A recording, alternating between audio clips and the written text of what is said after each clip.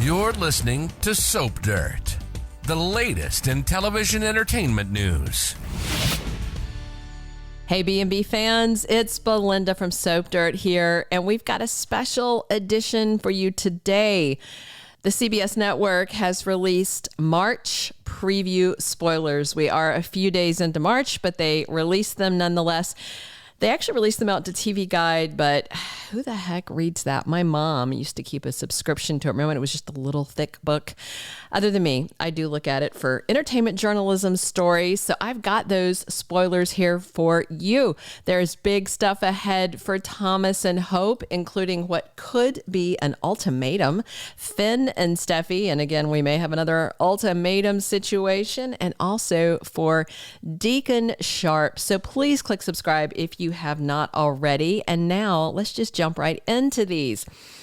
So our very first March preview spoiler is about Finn and Steffy, and the official wording from the network is that anger divides Finn and Steffy in the aftermath of Sheila's death. Well, that's already in play right now, but it sounds like we're going to get an even bigger divide. Forces are definitely dividing these two.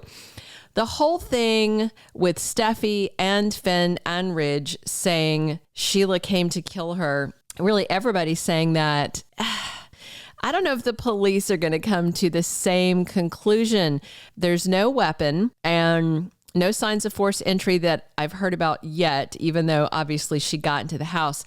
And then we have that same day, earlier in the day, Steffy Forrester being brave enough to force her way into Sheila and Deacon's house, start a physical brawl, but then being this scared, timid mouse at home.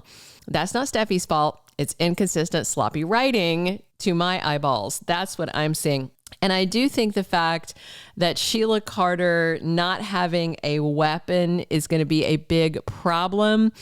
Although, I don't know how much they're going to do with the legal side of this story. I feel like the whole intent of this Sheila death thing is to just press that door open for Liam Spencer.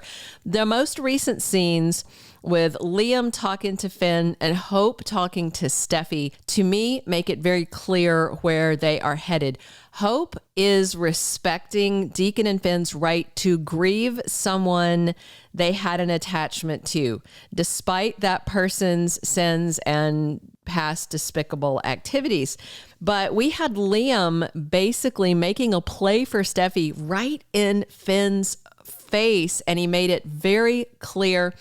And then we have Hope, being supportive, but also trying to be very sympathetic to Steffy. I thought Steffy was being kind of just randomly aggressive with her on the most recent episode. Like, what are you saying? And I thought Hope was being very kind, like, just, I don't know how you're dealing with this. I don't know how you went through it. It's very stressful. I could never kill someone.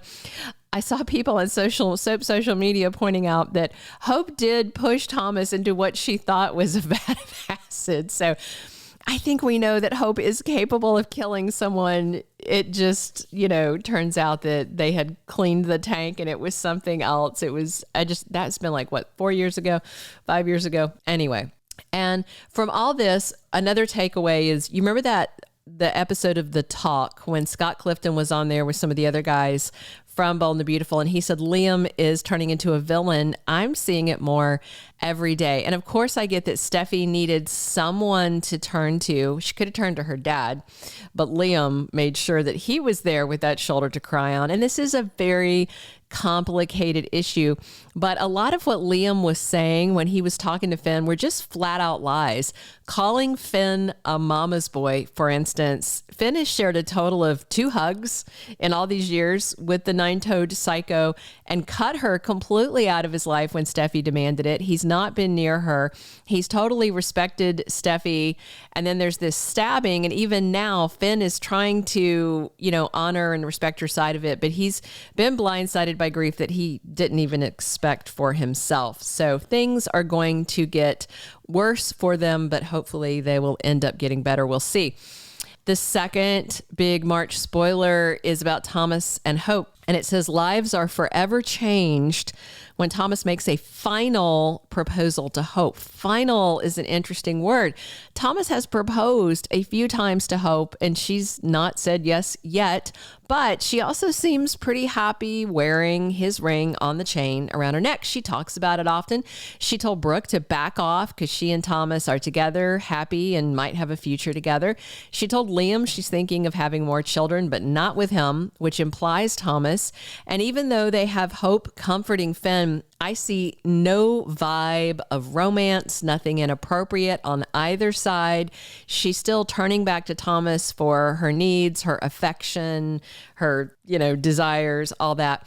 So the lives forever changed. That part of the spoiler to me means one of two things. One, she says yes, and that changes things for Brooke, who doesn't want them together, Deacon, who doesn't like them together, Stephie, who thinks Hope's going to hurt Thomas, Liam, who thinks the worst of Thomas, Douglas, who will be thrilled, and Ridge and Eric, who have the mindset, don't let the haters get to you. But if she says no, and he gives her an ultimatum, marry me or we're done, maybe he'd go dark again. But he's worked so hard to redeem himself. I know a lot of fans don't see that redemption.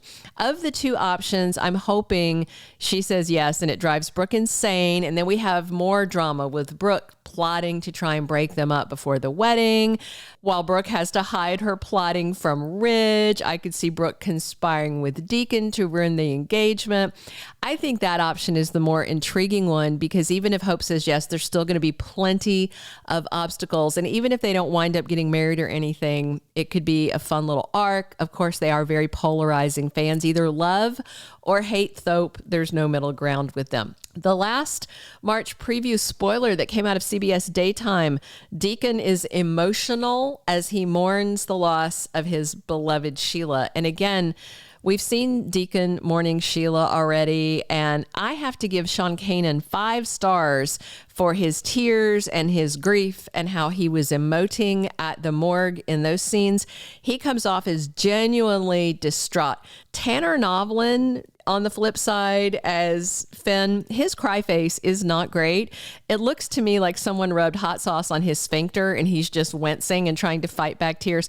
I don't know if he's struggling to get tears out because he's not one of those actors that can cry on demand, or maybe he just has an ugly cry face. I do myself. So I don't know. I do think Deacon might push for consequences for Sheila's killing, especially if the police report comes out and officially says no weapon, no sign of forced entry. He has that judge friend that has influence that could, he could go to them to press for prosecution of the case.